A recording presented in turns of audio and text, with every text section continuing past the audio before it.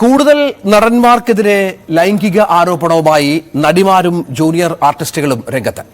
മുകേഷ്, ജയസൂര്യ, മണിയൻപിള്ള രാജു, ഇടവേള ബാബു തുടങ്ങി 7 പേർക്കെതിരെയാണ് നടി മിനു മുനീർ രംഗത്ത് വന്നത്.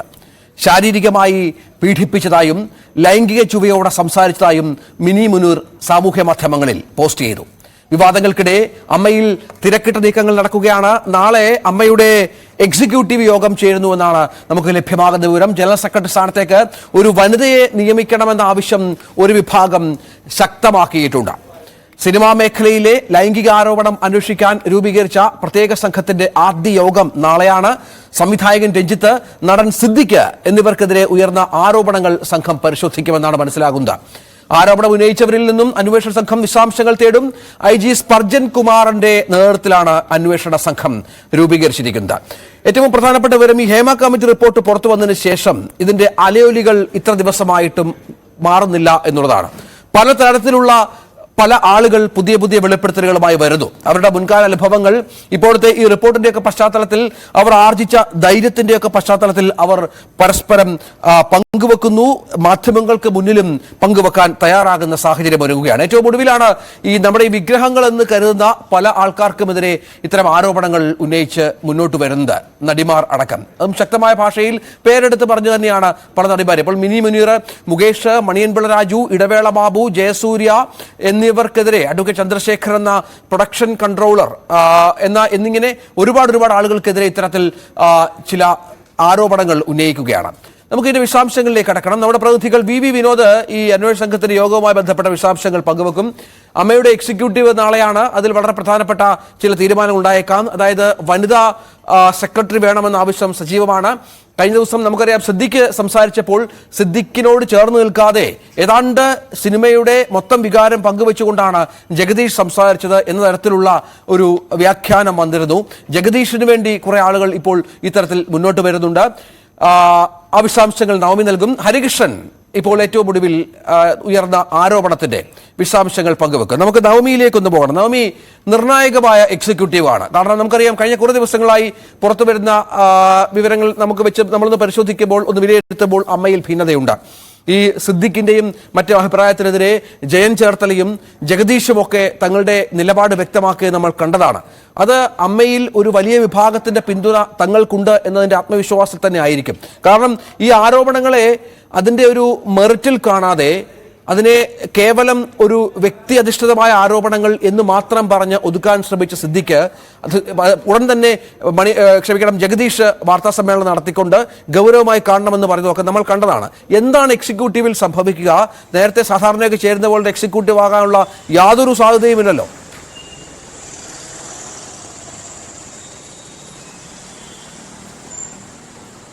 രഞ്ജിത്ത്, ഈ തിരഞ്ഞെടുപ്പ് കഴിഞ്ഞതിന് ശേഷം 1.5 മാസമായിട്ടേ ഉള്ളൂ സിദ്ദിഖ് ജനറൽ സെക്രട്ടറി സ്ഥാനത്തിരുന്നിട്ട്. അതിനുശേഷം നടത്തിയ വാർത്താ സമ്മേളനം, അതും ഹേമ കമ്മിറ്റി റിപ്പോർട്ടുമായി ബന്ധപ്പെട്ട സ്ത്രീകൾക്കെതിരെയുള്ള ഉയരുന്ന ആരോപണങ്ങൾ, സ്ത്രീകൾ ഉയർത്തുന്ന ആരോപണങ്ങൾ, അല്ലെങ്കിൽ സ്ത്രീകളുടെ പ്രശ്നം പിടിച്ച ഹേമ കമ്മിറ്റി റിപ്പോർട്ടിനെ സ്വാഗതം ചെയ്തുകൊണ്ട്, അല്ലെങ്കിൽ അത്തരക്കാർക്കെതിരെ നടപടി ആവശ്യപ്പെട്ടുകൊണ്ട് നടത്തിയ പത്രസമ്മേളനം. അതിനുശേഷം പിറ്റേ ദിവസം അറിയുന്നു, ആദ്യമായി വെളിപ്പെടുത്തുന്നു, സിദ്ദിഖിനെതിരെ തന്നെ ഒരു സ്ത്രീ തന്നെ ലൈംഗികമായി ഉപദ്രവിച്ചു എന്ന് പറഞ്ഞുകൊണ്ട് സിദ്ദിഖിനെതിരെ ഒരു സ്ത്രീ രംഗത്തെത്തുന്നു.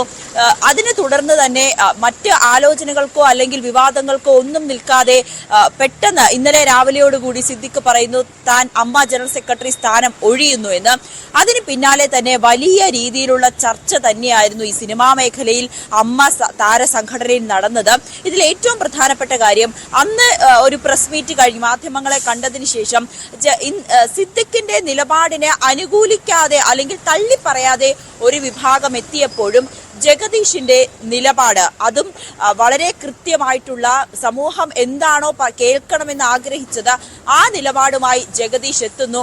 ജഗദീഷിന് ഏറെ പിന്തുണച്ചുകൊണ്ട് ഉർവശിയും ശ്വേതാ മേനോനും അല്ലെങ്കിൽ ഹൻസിബയും പോലെ, അല്ലെങ്കിൽ പല നടന്മാരും പ്രത്യക്ഷമായും പരോക്ഷമായിട്ടൊക്കെ ജഗദീഷിന് പിന്തുണ പ്രഖ്യാപിച്ചുകൊണ്ട് രംഗത്തെത്തുന്ന സാഹചര്യമാണ്. അപ്പോൾ പോലും സിദ്ദിഖിന് ചെറിയ രീതിയിൽ കാലിടറിയിരുന്നു ആ ഒരു പത്രസമ്മേളനം കഴിഞ്ഞതിന് ശേഷം.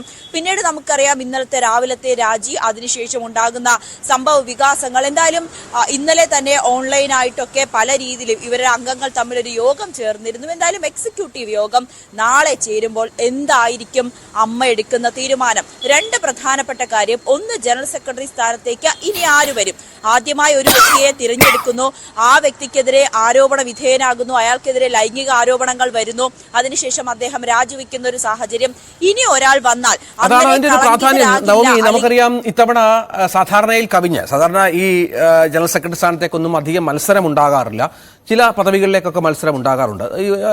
എല്ലാവരും കൂടി ചേർന്നൊരു തെരഞ്ഞെടുപ്പൊക്കെയാണ് ഉണ്ടായിക്കൊണ്ടിരുന്നത്. ഇത്തവണ ഒരു മത്സരത്തിലൂടെ വിജയിച്ചു എന്നുള്ള വളരെ പ്രധാനപ്പെട്ട പ്രത്യേകതയുണ്ട്. വലിയ വോട്ട് നേടിയെന്ന ഖ്യാതിയുമൊക്കെ സിദ്ദിഖിനുണ്ടായിരുന്നു. പക്ഷെ അപ്പോഴും ഒരു സംഘം ആ സമയത്ത് തന്നെ പല നിലപാടുകൾക്കും എതിരാണ് എന്ന് വ്യക്തമായ സാഹചര്യമൊക്കെ ഉണ്ടായിരുന്നു. അവിടെയാണ് തൊട്ടുപുറകെ ജഗദീഷ് ഒരുപക്ഷെ എപ്പോഴും ഈ അമ്മ എന്ന സംഘടനയിൽ ഒരു റിബലായി നിൽക്കുന്ന ഒരാളാണ്. പല അഭിപ്രായ പ്രകടനങ്ങളിലും അദ്ദേഹത്തിൻ്റെതായ നിലപാട് സ്വീകരിക്കുന്ന ഒരാളാണ്. അദ്ദേഹത്തിന്റെ പേരിലേക്ക് കാര്യങ്ങൾ എത്തുക എന്ന് പറയുന്നതാണ്. മറ്റൊന്നാണ് നേരത്തെ നാം പറഞ്ഞതുപോലെ ഒരു വനിതയിലേക്ക് ജനറൽ സെക്രട്ടറി സ്ഥാനം എത്തിക്കുക എന്നുള്ള ചില നീക്കങ്ങൾ കൂടി ഉണ്ട് എന്നുള്ളത്. അങ്ങനെയാണെങ്കിൽ ആർക്കായിരിക്കും അതിന് സാധ്യത ഉണ്ടാവുക? അത്തരമൊരു ചിന്ത അമ്മയിൽ പ്രബലമാണോ?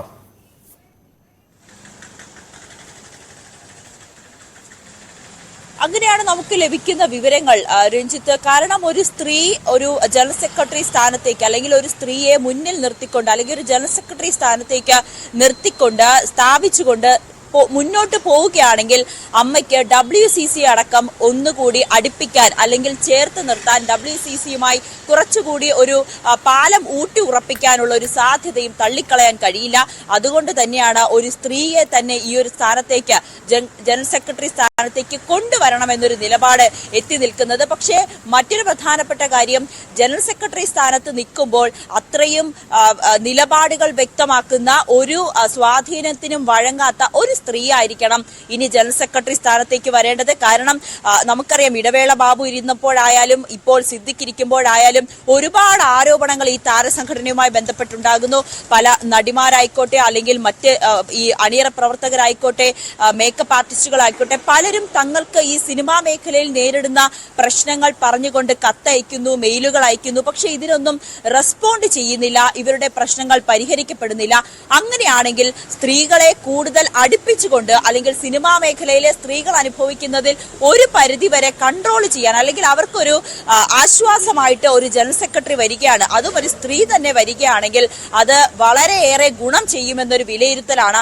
അങ്ങനെയെങ്കിൽ അങ്ങനെ നിലപാട് തുറന്നു പറയുന്ന, അല്ലെങ്കിൽ കൃത്യമായിട്ടുള്ള ഒരു സ്റ്റാൻഡ് എടുക്കുന്ന ഒരു സ്ത്രീയെ തന്നെ ആയിരിക്കണം ഈ ജനറൽ സെക്രട്ടറി സ്ഥാനത്തേക്ക് നിയോഗിക്കേണ്ടത്. പക്ഷെ അത് ആരായിരിക്കുമെന്നതിൽ ഇപ്പോഴും ഒരു വ്യക്തത വന്നിട്ടില്ല. അങ്ങനെ ഒരു വനിത ഈ സ്ഥാനം ഏറ്റെടുക്കാൻ തയ്യാറായി മുന്നോട്ട് വരുമോ എന്നൊരു പ്രശ്നം കൂടി ഉണ്ടല്ലോ നവമി. കാരണം അത്രത്തോളം വിവാദത്തിന്റെ വല്ലാത്ത ഒരു തളർച്ചയിലാണ് അമ്മ. കാരണം പ്രധാനപ്പെട്ട താരങ്ങൾക്കെതിരെ എല്ലാം വലിയ വിമർശനം, അല്ലെങ്കിൽ തന്നെ വലിയ തോതിലുള്ള വിമർശനം പൊതുസമൂഹത്തിലുണ്ട്. വലിയ ആരോപണങ്ങൾ നേരിടുകയാണ്. ഇപ്പോൾ നാളെ പ്രത്യേക സംഘം യോഗം ചേരുന്നു. ഏത് തരത്തിൽ അന്വേഷണം വേണമെന്ന കാര്യത്തിലൊക്കെ ഒരു വ്യക്തത വരാനിരിക്കുന്നു. സ്വാഭാവികമായും ഈ ആരോപണം ഉന്നയിച്ച നടിമാരുടെ മൊഴി എടുക്കും എന്ന് മനസ്സിലാകുന്നു. ദുരനുഭവങ്ങൾ വെളിപ്പെടുത്തിയ വളരെ പ്രധാനപ്പെട്ട നടിമാർ നമുക്കറിയാം, അവരുടെ പേരൊക്കെ നേരത്തെ പുറത്തു വന്നിരുന്നു. അത് ഈ ജസ്റ്റിസ് ഹേമ കമ്മിറ്റിയുടെ മുൻപാകെ വനിതകൾ നൽകിയ മൊഴിയിൽ അന്വേഷണം ഉണ്ടാകില്ല എങ്കിൽ പോലും രേവതി സമ്പത്ത്, ശ്രീലേഖ മിത്ര, സോണിയ മൽഹാർ, ടെസ് ജോസഫ് എന്നിവരിൽ നിന്ന് പോലീസ് വിവരങ്ങൾ ശേഖരിക്കുമെന്നാണ് പറഞ്ഞിരിക്കുന്നത്. അവിടെയാണ് പ്രധാനപ്പെട്ട കാര്യം. അതായത് അങ്ങനെ വല്ലാത്ത തലത്തിലുള്ള ഒരു ഡയലമയിൽ അമ്മ നിൽക്കുമ്പോൾ ധൈര്യപൂർവ്വം ഈ പോസ്റ്റിലേക്ക് വരിക. കാരണം അങ്ങനെ വരുന്ന ഒരാൾക്ക് പഴയതുപോലെയല്ല, ഒരുപാട് ഉത്തരവാദിത്തങ്ങളുണ്ട്, ഒരുപാട് ചോദ്യങ്ങൾക്ക് മറുപടി പറയേണ്ടി വരും, സംഘടനയുടെ വിശ്വാസ തകർച്ചയെ നേരിടേണ്ടി വരും, അതിനെ നേർവഴിക്ക് കൊണ്ടുവരേണ്ടി വരും, അതിന് നടപടികൾ സ്വീകരിക്കേണ്ടി വരും. അങ്ങനെ ഒരുപാട് കടമ്പകളുള്ള ഒരു പോസ്റ്റ് കൂടിയാണ്. അപ്പോഴാണ് ഈ പറഞ്ഞതുപോലെ ആര് അത്ര ധൈര്യത്തോടു കൂടി ഇത് ഏറ്റെടുക്കുമെന്ന ചോദ്യം ഉയർന്നത്.